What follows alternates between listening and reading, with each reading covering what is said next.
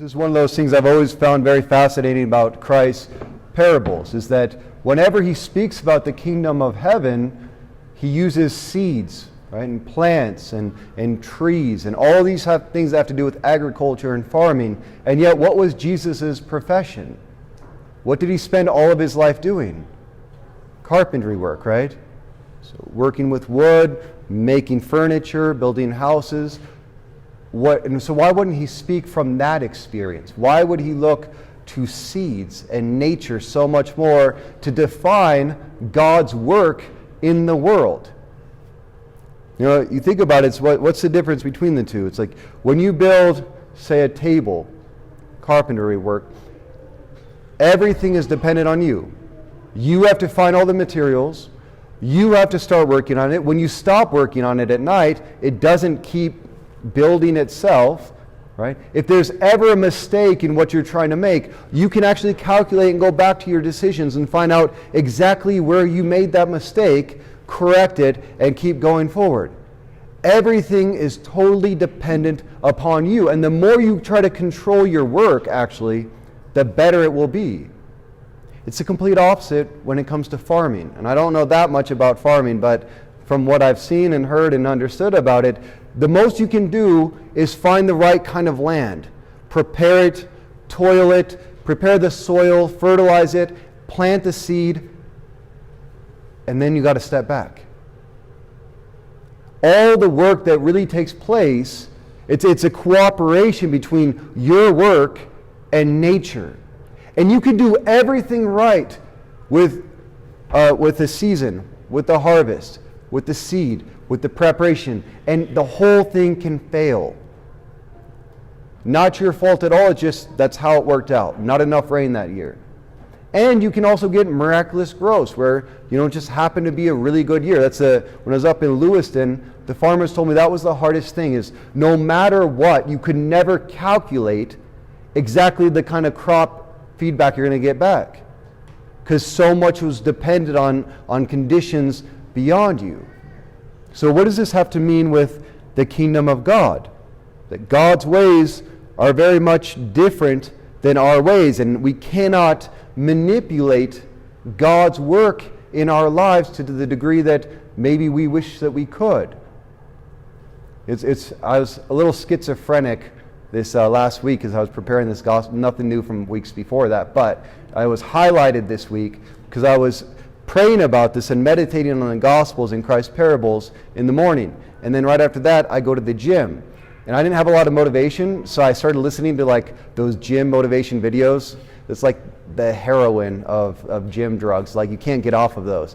And so much of it was David Goggins in the background. So I go from being in prayer and totally surrendered to God, and he's like, I have everything, just let me work in your life, trust me, let go. And then I go into the gym and, you don't know me, son, who's going to carry the boats? No one's coming to save you. You have to save yourself. And I'm like, both feel kind of true at different moments of life, and it was a very difficult thing to hold within myself, but I think both have their place, right? Because it is true, David Goggins is actually touching into something there's a lot of people that are just checking out of life.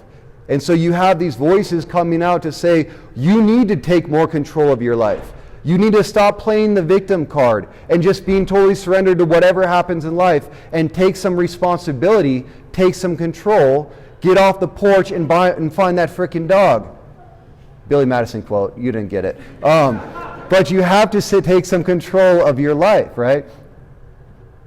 But what's the balance between how much we do and how much God is doing in our life? And I think that's something it has to be discerned within each one of our situation. I've told you about that word circumambulation before, right? It's where you come back to the same places in life. Whether it's you're going, you get this a lot as a college student, right? But you go back home at summer times and at breaks, you're coming back to the same place. You're walking around, circumambulation, but you're not the same person that you were last time you were in that situation.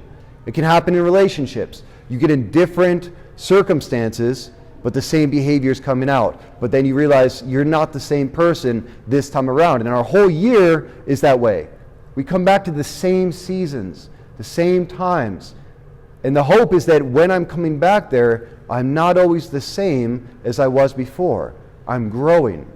And I kind of had that experience. We had to book back from Stanley, where like a few of our students aren't here because they're still out there camping right now. And they went to his place in Stanley that I told them about. I went like my second year of priesthood. I did a 8-day wilderness retreat there with some guys discerning priesthood. This is my first time going back there in 3 years.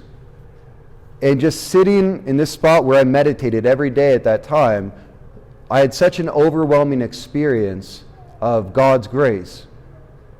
Because I realized there were so many things that I was struggling with 3 years ago at the beginning of priesthood that aren't a problem anymore.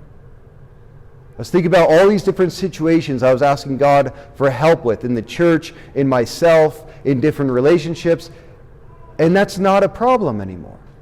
And I just realized how much growth has taken place in that time. And I think that's where we can become blind to God's work in us if we're measuring ourselves one day at a time, comparing ourselves to where I was yesterday or last week. Part of the reason that Christ compares the kingdom of heaven to seeds is it takes a long time to see that growth. So if you think about your life right now, are there any prayers that you used to be praying, asking God for help with, but you're not saying that anymore because that prayer was answered?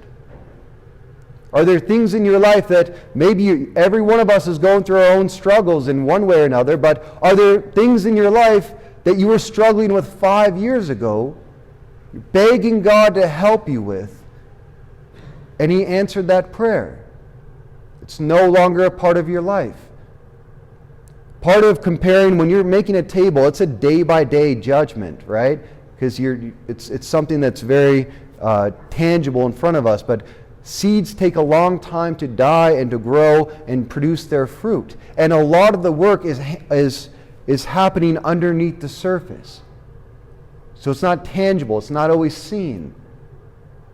That's why when we look at our life, we have to compare it in my relationship with Christ and in where I'm at in my spiritual life or where I wanted to be. You have to look at yourself in years, not just in days or weeks.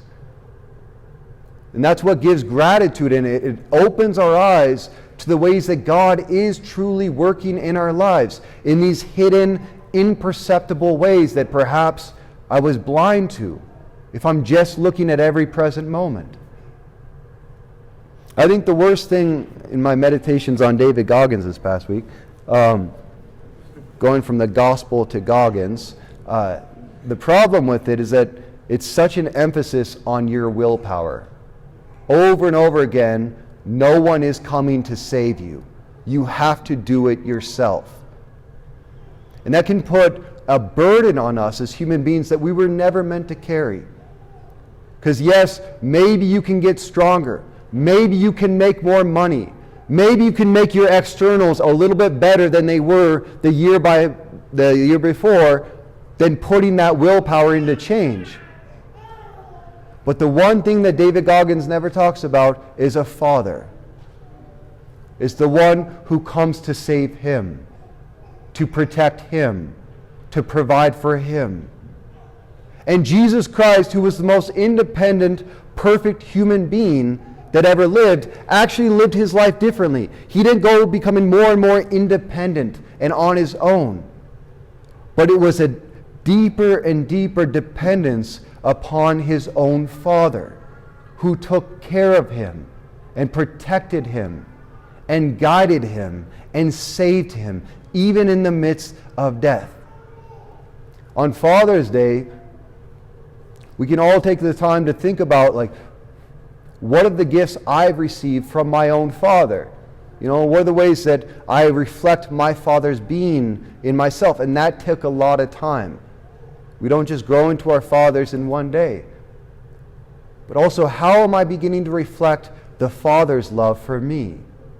Was there a point in your life, any event that took place, or just a time where you stopped trying to control your life as much and invite God to take care of that, to guide you, to protect you. And what did that do to your willpower? What did that do to your vision of your life and what you wanted to accomplish? I think that's the true growth in holiness and sanctity. It's not becoming more and more independent and in control of myself and my circumstances.